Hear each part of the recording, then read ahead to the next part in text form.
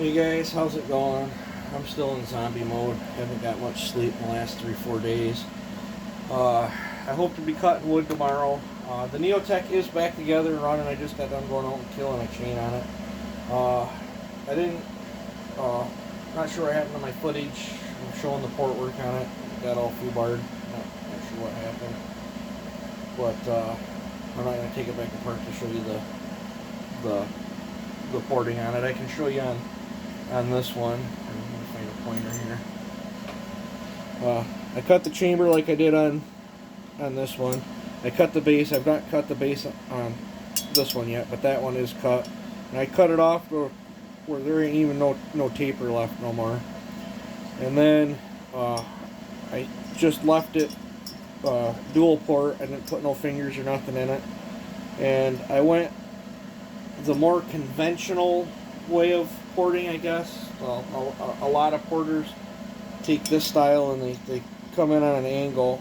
They set their gap that they want to the width of, you know, of what's on the piston, and then they taper it in. So I did that, and then all I did was just knock the step out here. So I didn't take this wall and bring it down like I typically do. And then it's at 100 on the exhaust roof after all the porting and cleaning up. And I widened it just a scooch, not much, maybe 30 thousandths aside, maybe. But I did gasket, you know, tapered out to what the muffler was cut out for, to that other cylinder. So it's 100, 122 on the transfer, so it's got 22 degrees of blowdown. Not overly thrilled with that, but I can get my blowdown back if I ever raise the roof. I really think this would run better at 24, 25 degrees of blowdown instead of 22. That's just my own personal preference. The intake timing is hurting it a little bit. It's 176 degrees intake timing, and the only way I can cure that is with some JB Weld. Well, I was in zombie mode and tired, and I wanted to see how it would behave with that much timing, because I've never ran a 660 with that much timing. But I am getting spit back, like it's all wet in here, and inside of my filter, kind of hard to see, but this is getting a nice film on it. I guess it's nice for dust collecting. But it's running. It's not horrible, but it's not bad. I can't tune the idle and the low speed the way I want it, or it'll really bell her out. So, but I have another cylinder coming for this thing, an actual Neotec cylinder. So I'm hoping that gets here in time where I can port that one and put that on and keep this thing all Neotec. I really want it all Neotec. This is a fun experimental cylinder. I used a junk piston, but it's fun playing around with. But it's just this is what I would consider a very, other than the steep intake timing and the base cut and the combustion chamber cut, it's a real mellow port job. But I guess I'll show you guys it running.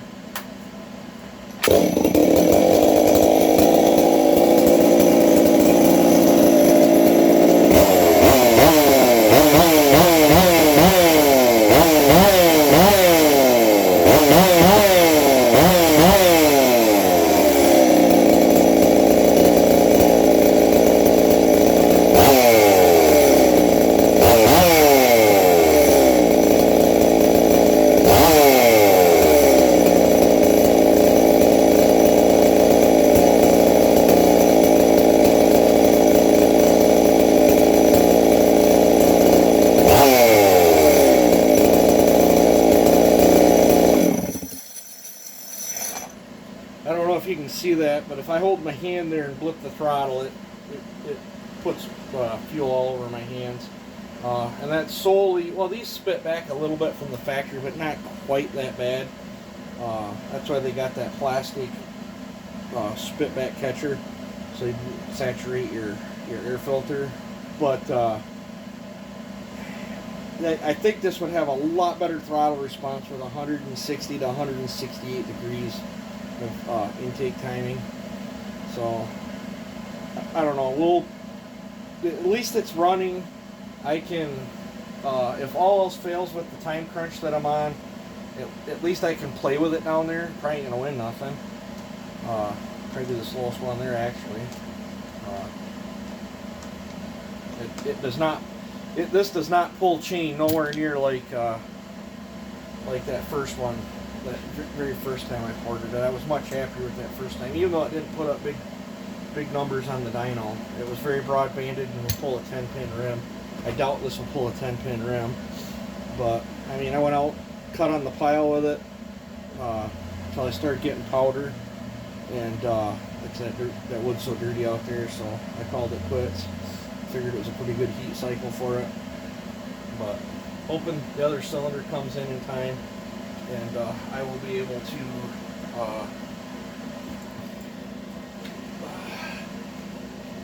resurrect it with all Neotec parts. But at least for the time being, it's running with a much standard conventional port job.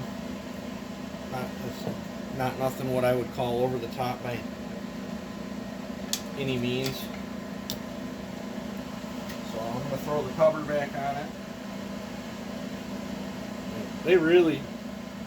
I need to degrease this thing and put some silicone on that, put that in. That rubber piece falls off almost every time I take the side cover off. Now I gotta figure out what to do with the bar nuts. Got one. Here's the other one. So I'm going to set this off to the side. At least it's back together and functioning. It's not blowed up and sitting in a box. So, but yeah, when I get out of work tomorrow, I gotta cut wood. Hopefully I can finish that, and then once I get that wood out of there, that'll relieve some stress off me, and I can hopefully get a bunch of other stuff. I got so much other stuff going on, it's unreal. I got a ton of crap to do and not enough time to do it. But so I've blabbered on here enough. So for those that are wondering, I'll probably get a cutting video of this as soon as I sharpen up a chain. I don't know, maybe I'll sharpen up a chain tomorrow. Maybe I'll take it with me and cut wood and get a few tanks on it. I hate cutting with these things, they're so darn heavy. But I don't know, I'll figure something out. But I'm going to try to get some sleep tonight, so. But you guys take it easy and have a good one.